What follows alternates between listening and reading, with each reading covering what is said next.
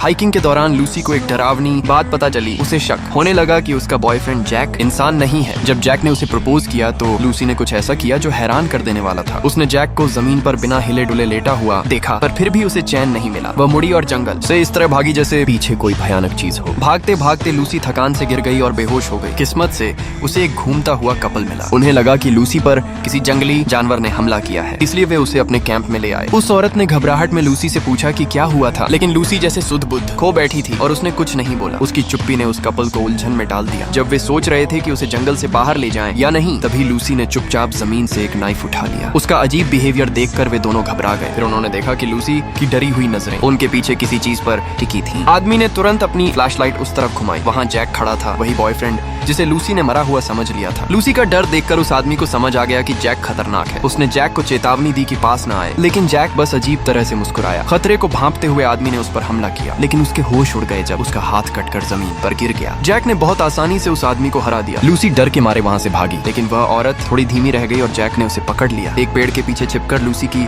बोलने की हिम्मत नहीं हुई। जैक उसे चिढ़ाने लगा और कहा कि अगर वह बाहर नहीं आई तो वह उस औरत की सेफ्टी की गारंटी नहीं दे सकता। लूसी के पास कोई रास्ता नहीं बचा था और वह अपनी छिपने की जगह से बाहर आ गई, लेकिन जैक ने अपनी बात नहीं रखी। उसने बिना किसी हिचकिचाहट के उस औरत को बेरहमी से मार दिया।